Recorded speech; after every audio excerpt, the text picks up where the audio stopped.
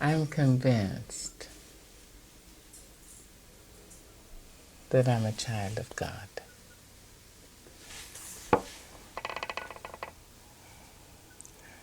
That's wonderful, exhilarating, liberating, full of promise.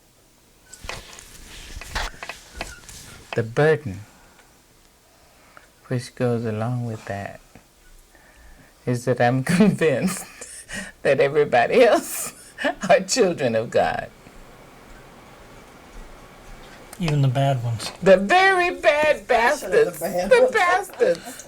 Thank you, dear. This is what really makes it onerous. Oh, thank you, dear. This is what really makes it onerous. To look at your ace, Jerry Falwell. My ace? Is that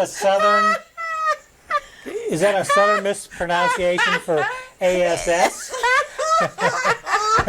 Is that what that was? Without the possessive. Without the possessive.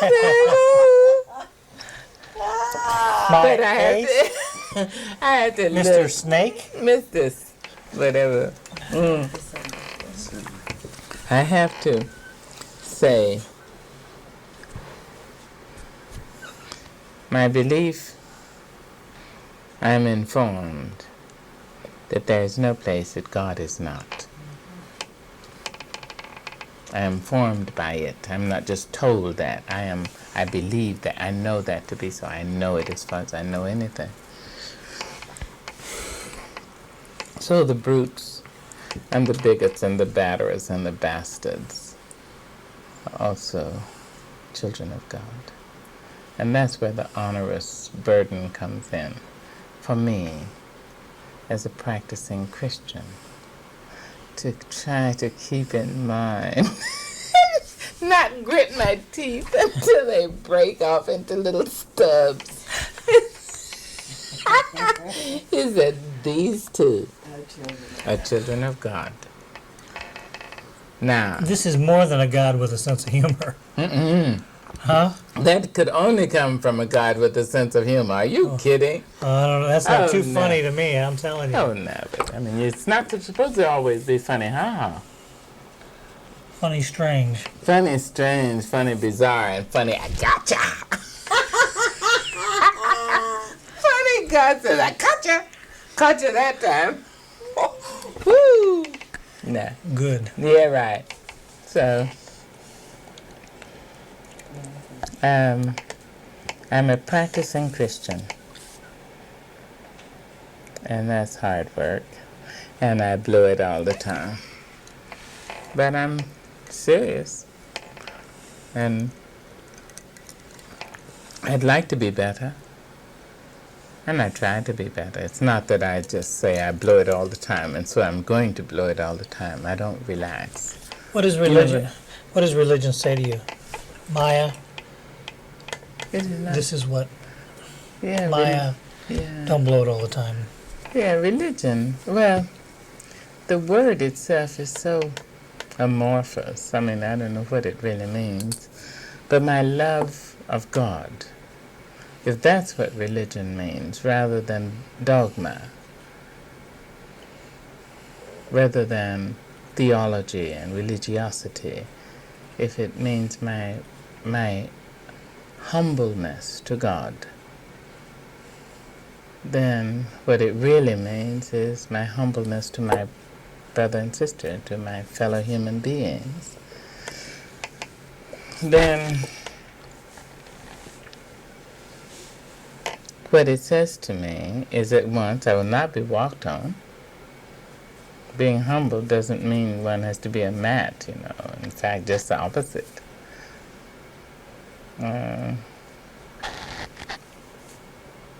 What it means is I will make myself so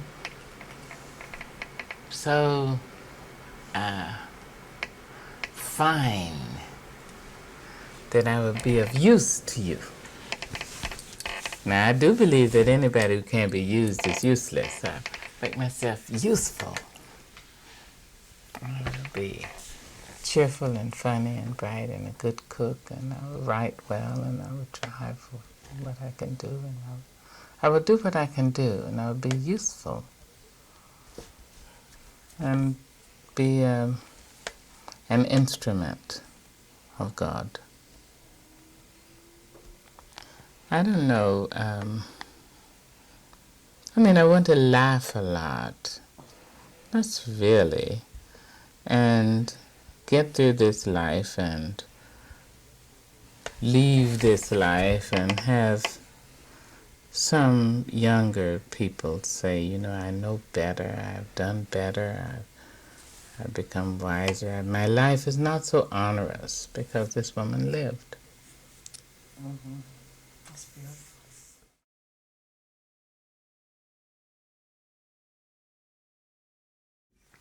I want to be more like Jesus every day. I want to be more like Jesus every day. I want to walk just like him, want to talk just like him, want to think just like him, want to be just like him, want to be more like Jesus every day. Well, I'd like that. I'd love to be more understanding, or more intelligent, and more forgiving. Yeah.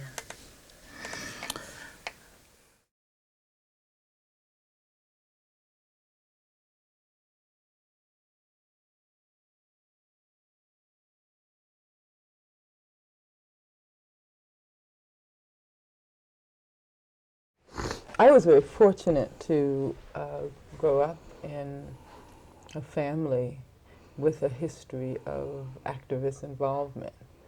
My mother and father, especially my mother, had been involved from the time in the NAACP and organizations like the Southern Negro Youth Congress. She was involved in the campaign to free the Scottsboro Nine, and that began in her teen years. So that as a child, I was told that the system itself was irrational, that my mother always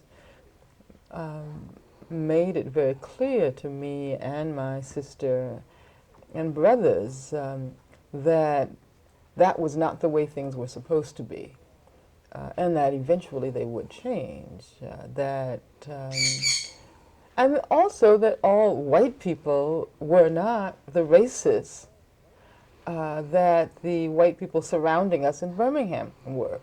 Because, of course, as a child, you have a tendency to see things rather in black and white. And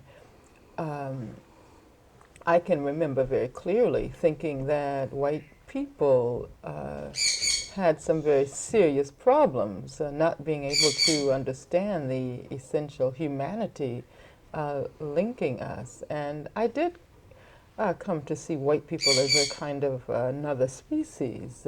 They were always there on the fringes of our existence. However, there could be no real human relationship with them. White people lived across the street. I could stand on the porch of our house and look across the street and see them sitting on their porch. However, they never spoke, and we were not allowed to walk to the other side of the street. In those days, it was actually illegal for black people to be in white neighborhoods unless you were there for the purpose of working. As children, however, we developed games that, as I look back on that period now, I see that those games did manifest an instinctive resistance to that system, because we did dare each other to run across the street or to run up on the porch of the white people who lived across the street, or to ring their doorbell and then try to get back to the other side before they came out. So that in itself, I think, is one example of the culture of resistance that developed.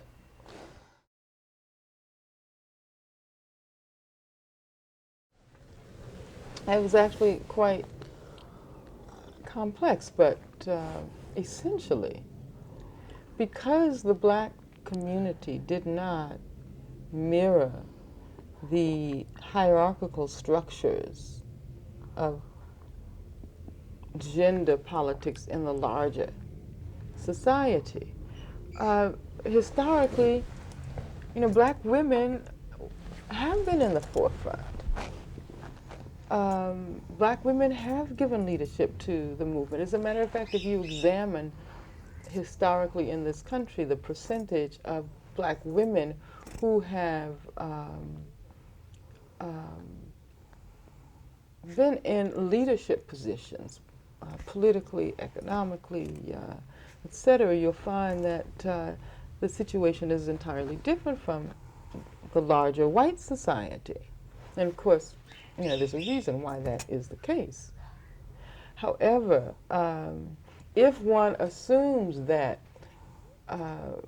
relations between males and females as they exist in the larger white mainstream culture are the model, then black people don't fit in very well. And this is why I think that not just the Moynihan Report, but the popular articles and television programs during that period, and this is not to say that this isn't happening today, the idea became very current that black women had done too much. And that because black women had been out front, that meant that black men had been pushed backwards. And that, as a matter of fact, black women had participated in the imposition of oppression on black men. Of course, it doesn't really make sense when you examine it, but this is what people were thinking. So that many men felt compelled to insist that black women correspond to the stereotypical notion of what women are supposed to be. Women aren't supposed to be out there leading demonstrations. Which is what white women were. Exactly, exactly. So the oppressed taking on the characteristic of the oppressor. But those were the models. Those were the criteria. But the church traditionally being a center of strength in the black community was male dominated. But who did all of the work? The women. Exactly. Well, I mean, that's true. That's true. And that's one of the real strong patriarchal structures in the black community. I thought you had a great quote. We have become so used to a male-dominated society that we automatically think any equal arrangement is matriarchal. Yeah, exactly. And that's what was happening. Because it was not the case that black women were domineering and dominating. It was the case that there was a greater tendency toward equality in the black community, but that had its roots in the field as well. Yeah, exactly, exactly.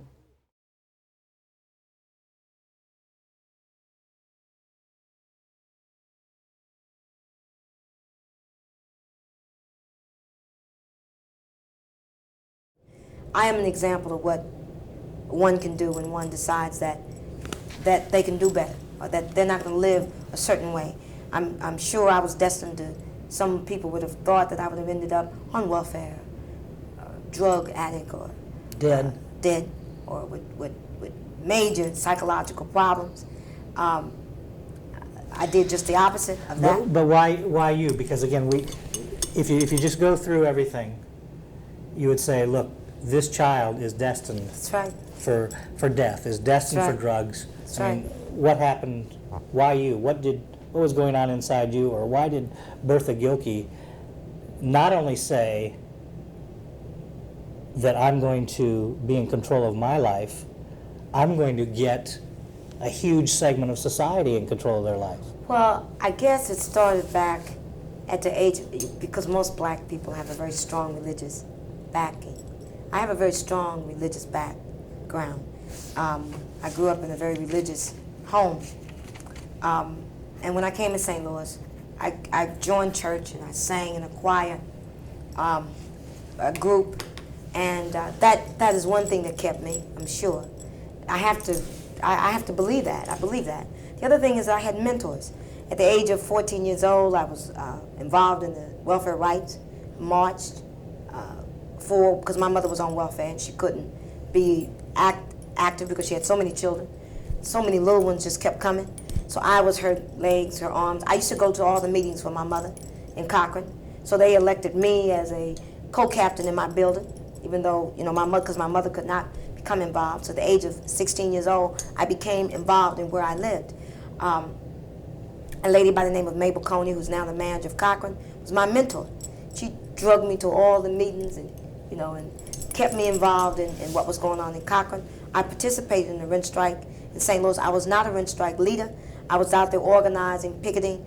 Gene King and Reverend Buck Jones and other leaders led the rent strike. I was the arms, the legs. I was out there picketing, making signs and all that kind of stuff. So I would say I was also a Black Panther. I ran a Black Panther breakfast program in Cochran. I marched with Dr. Martin Luther King. So I've had some very strong and positive role models back in, I was As a youngster. Yeah. I mean, if you were marching with Dr. Martin Luther King. I was very young. Yeah. Yeah, I never forget when they went through all the cities, buses, getting people to march on Washington. I went, because my mother couldn't go. Many of us went from public housing. I remember Dr. King working in public housing in Chicago. He never worked inside public housing, but he worked in I can't think of the school, across from Cabrini Green. The people in public housing loved Dr. King. I loved Dr. King. I also loved I was a Black Panther, I was a Black nationalist, I was a Black Egyptian, I was a Anything Black. That's right. Because if you're a Panther on one side and I love King. I love the Panthers because a lot of the stuff that's printed about the Panthers are always negative, but it was the Panthers that started the breakfast program. Long before the Department of Agriculture began to give hot meals to poor children, the Panthers was coming into neighborhoods like mine, starting up breakfast programs, starting up clothing programs for poor people. So I respected the Panthers and I followed them. On the other hand, I loved King, and I loved what he stood for and the things he was. So I marched with King too. Well, you can't deny, or no one I don't think can deny, the importance of Martin Luther King on one side, but also the importance of the riots. That's right. On the other because side. I am convinced that when this system had to say, will there be real democracy for Black people in this country? Will there be equality, equal rights and civil rights? They looked at the Panther. They either could go with this movement, which was burn, baby, burn, or they could go with King, who said, nonviolence, and they chose King. I'm convinced that had the Panthers not and other but the riots accomplished a lot. Absolutely, it put the fire up under their feet. You're darn right. It took that, no different than when this country decided to take over its independence. It took the dumping the tea in Boston, and it took the riding through the country saying the British are coming and all the rest of it, the protesters and all the rest, in order for Ben Franklin and all the rest to sit down and write the Declaration of Independence. So when one when one's independence and one goes to be free, it takes both movements. These are my new revolutionary clothes that I wear today. And clearly Cochran, if you look at what we've done, it truly represents freedom. To me, we represent revolution. Cochran is clearly a revolution of its own. We employ almost 200 and some folks who work in the various businesses that we own. We control our own destiny. We control how we live, how our children live, the quality of life that our children will get. To me, that's revolution. And what I like about it, I don't go to jail today. I get put on 60 Minutes. I get all kinds of plaques. I get interviewed by Life magazine. I mean, I love it.